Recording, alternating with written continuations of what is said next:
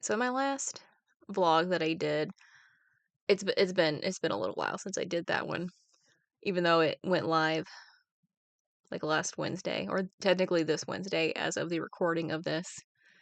But in that one, I had announced that I finished the draft of this romantic horror that I have been struggling with for months.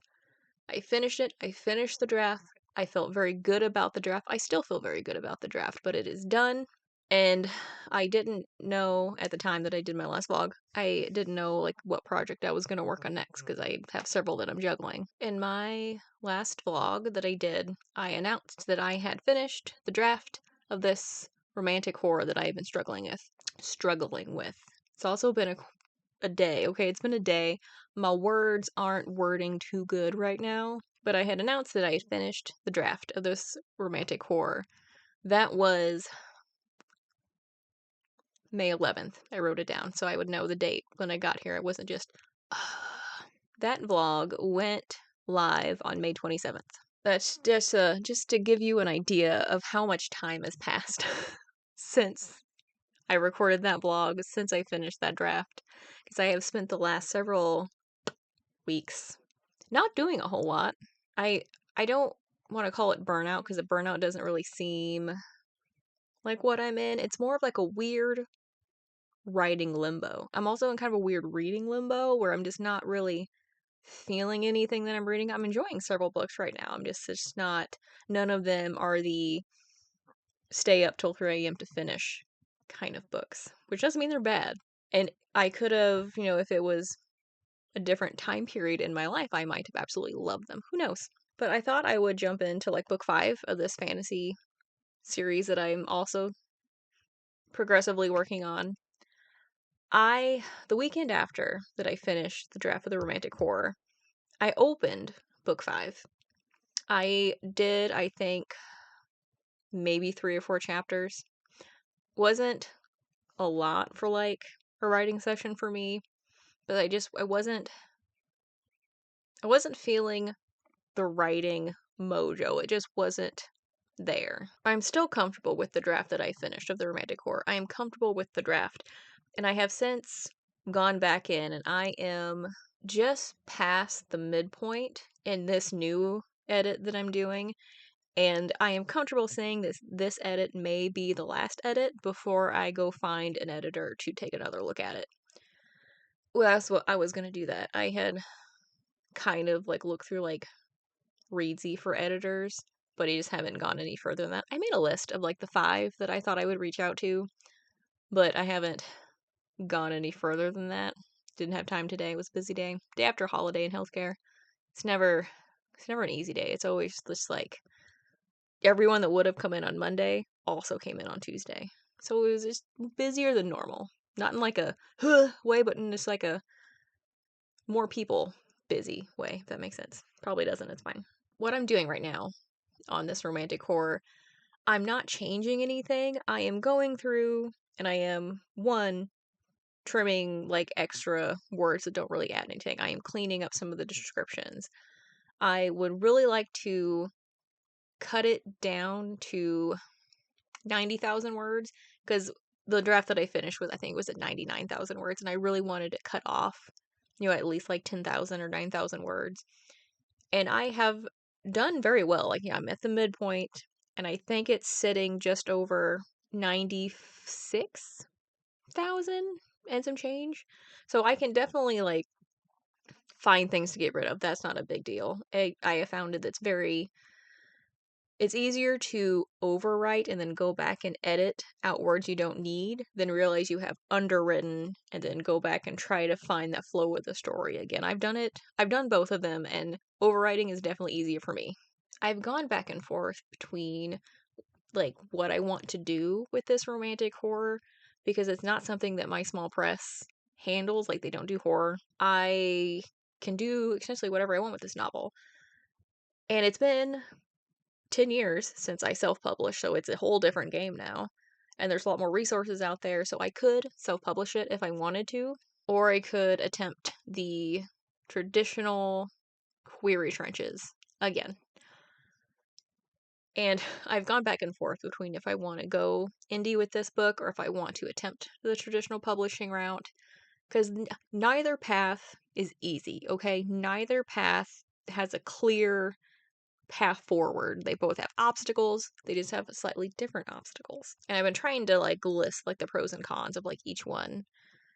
And like the biggest pro for like going traditional publishing would be that I wouldn't have to do it all myself.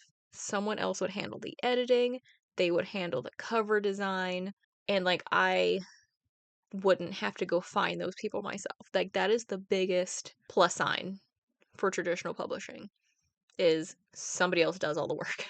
Or I mean, I've written the novel, I've done the chunk of the work. And there's also just that little sense that like, oh, traditional publishing, you have entered the club of traditional publishing. You have taken another step, on like the social ladder. I know that's not true. It feels like it is sometimes. Like it feels like traditional publishing can be very clingy. Not clingy. What is the word I want? It's not clingy. Clicky. Like there's just a lot of clicks, and it's very hard to get in the clicks. And like a lot of the traditionally published authors are friends with like authors who entered traditional publishing at the same time as they did.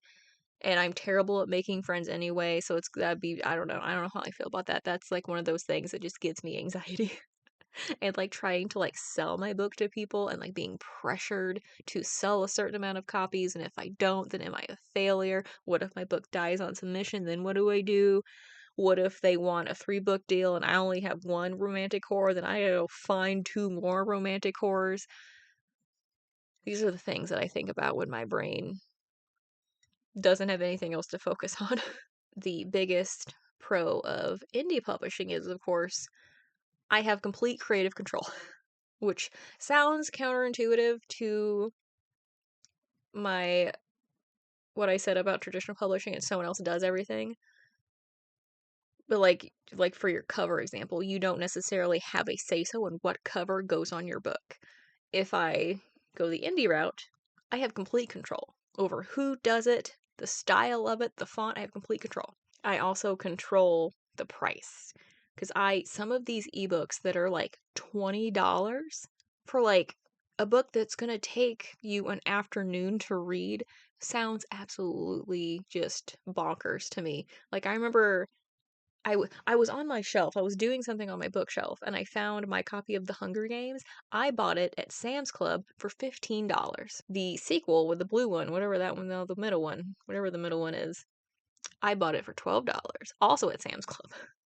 And then my copy of the third book, that's the blue one, whatever the third one is, it is somebody else's book that I borrowed. I don't know whose book it is, but now it's sitting on my shelf.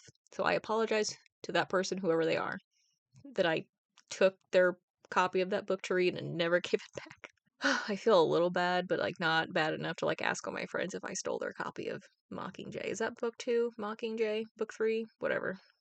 I kind of want to reread that series and then maybe reread the one that just came out. Anyway, I am getting way off topic. Hold on, bringing it back. If I indie published, self published, I could control the price of my books. If I wanted to be like, hey, my book is free this week, I could do that. I don't have to go ask permission to do that. I can just go in, set the price.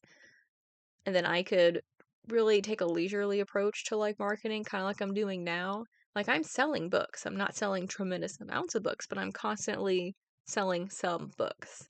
And I feel like indie publishing is just a lot more laid back in that regard.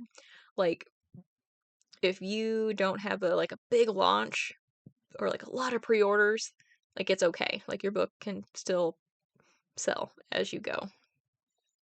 Versus I feel like traditional publishing, and again, all this is kind of hearsay from what other people have said. Like if you don't have a lot of pre-orders, like they frown upon that a little bit. Like it's not bad, but it is not good because that like determines how successful your book is going to be.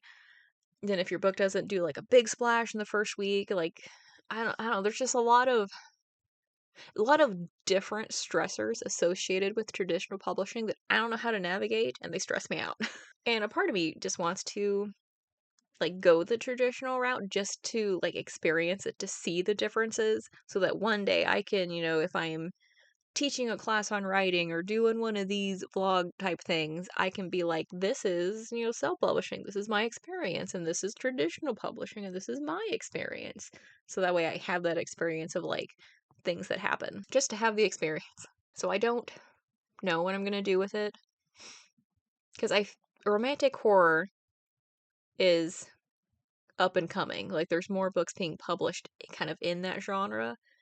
And I want to hit that genre. Like I want to hit the trend as it's on the upcome, not when it's, you know, flattening out like romantasy. Like I had one book that I think would have absolutely smashed had I been able to publish it when romantasy was becoming huge, but now that romantasy is kind of not fading, it's going back to normal levels. That I pull a lot of tropes in that book that have been overdone. So now that this book that's been sitting here since like 2020 is gonna feel like a ripoff of like every other book. I'm like, I don't, which kind of it depresses me a little bit, but I don't know. It's not published. I can go back and change things. And I will have moments where I'm leaning more toward indie publishing, and then I'll have moments where I'm like, hey, I'm gonna go write a query letter, and then I do, and then I'm like, oh, I can use these books for comps, and I'm like, hi, what am I doing? I already have a list of like 3 comps for this book. I just wrote this query letter. I, what am I doing with myself? I will probably, most likely, what's gonna happen is I will probably send a few queries out just to test the waters. And if there's interest, yay. And if there's no interest, like if it's going to be a situation where they just don't get back to me and it's 6 months later, I'm like, I still have these queries, I'm just going to close them out and I'm going to self-publish. That could be what I do. Send like a batch of queries out to agents that I like. And if they are like, then I can just be like, okay, this is not where it's at. Self-publish. Because I already have an idea of what the cover is going to look like. I just have to find a cover artist to make it. Because I am not a cover designer. That is not within my speed. That is not how my brain works. I am not a visual artist, okay? Do not give me Photoshop. It is not, I just don't have that type of creativity. And people that do, like, I just, like the TikToks where you see people, like, they're on their little iPads and they're just, like, drawing freehand, and it's just like, how, just watch these happy little trees just appear. I'm like, how do you do that? How does your brain know how to tell your fingers exactly what angle to be at and how, like, to move? And I also can't play piano. I just don't have that kind of dexterity in my hands. But watch out if I'm typing a scene that's on fire because my keyboard will sound like hail. Oh, but oh, I hate the process of querying. I have had so many defeating experiences with querying. Like, it's not fun. And there's so many more authors now trying to query that it just almost feels hopeless. However, I have never queried a book that's not fantasy before. All of the books that I have queried have been fantasy. So I'm hoping that maybe the romantic horror genre is not too flooded right now, that maybe that will be a different experience. I also had an idea for a new series on here where I talk about, or where I review all the books on writing that I can find, because there are so many books on writing and they're so different yet very similar in like how they approach things. And so I'm like, oh, I could just, read these books and then give a review on each one and whether or not they're like worth your time. Because I'm listening to one right now that I like it. It's very like for beginners, but I mean, I'm enjoying it. Like I like a nice refresher every now and then. And that's what got me thinking like, oh, I could do like book reviews on books about writing. Like I feel really weird doing book reviews as an author because I don't want to say anything like bad, and I don't want to be like one of those people that's trying to like say mean things but trying to disguise it as constructive criticism. I don't feel qualified to give constructive criticism. Criticism. There it is. But I bought, put my tea over here, but now I'll put it over here so I don't knock it over. I bought a couple books. Like these are the books that I have. Some of these I have had, like Save the Cat, this one. I have had, well, not Save the Cat. I bought that one myself because I like, that's my favorite outline. But like some of these I've had since college because I did my master's in creative writing and then I majored in English writing for my bachelor's. So I have a lot of books about writing. I've read a lot of books about writing. I know I've read The Elements of Style by Strunk White. I know I've read this book, but it's been so long. I don't know. I don't remember. And like, I feel like I've read Stephen King's On Writing, but I like legit have no memory of it whatsoever. It's not marked on my Goodreads. There are several books on my Goodreads that have been marked as read that I have no recollection of. There's one that has a 2-star rating. I'm like, apparently I didn't really like this one. But that was like 2017 is when I read a lot of those books, which was before I wrote my first book. So that was me attempting to learn how to write books. I would like to go through these, and I know there's like the audiobook that I'm listening to right now, and just to kind of give my opinion of them. Whoop, I almost fell. As an author who's been published now, who has written several books, who's been in here for like, more time. Hold on, let me rephrase that. I want to come back to these books that I read in like 2017 with the mind of someone who's been writing for 10 years, like versus who I was when I read them before, the young aspiring author with just hopes and dreams and sparkles in my eyes. And just to say, like, yes, this book is worth your time, or no, this book is not worth your time. Or like, yes, this book is worth your time if X, Y, and Z kind of things. But it will take me a while to get through them because, like I said, I have to read the book first. Like, there's some, like, Save the Cat. I've read it, I think, 3 times now.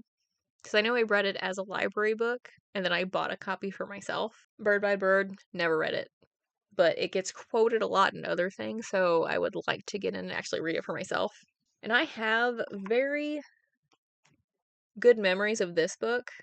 We had it in some class. I want to say this is the book where the preface talks about how authors, actors, and politicians all have the same goal, which is to make people believe things that aren't true. And that has stuck with me. I think that's this book. I don't remember if it is. I have it in my head that it is. Some book that I read for college said that in like the opening, how your whole goal as an author is to make people believe something that's not true. Or like you set up these fantastical worlds or these situations that would not happen in real life, but we want to create them and write them in such a way that it feels like it could. Or like you're not going to get a letter from a magic school telling you that you're secretly a wizard, but you feel like you could. That should go on my list of best writing advice if I ever make one of those videos. I moved to Windows so now I can see myself in OBS. I knocked my camera over doing something, I don't remember, so now like the video is it's not centered, and I feel like it's almost too something's different, and I don't have the patience to figure out right now, so it's fine. This is acceptable. So that was my last several weeks. And not a lot has happened. I haven't done a whole lot. I've been very bleh. Like, I played a lot of Minecraft. I listened to an audiobook. I'm listening to an audiobook I haven't finished yet. I'll probably listen to it when I get off here. Work on my Minecraft castle. But thank you for joining me. I hope you have a great rest of your night. Go get yourself a nice cup of tea and just relax. You have my permission to relax. Because my permission means everything.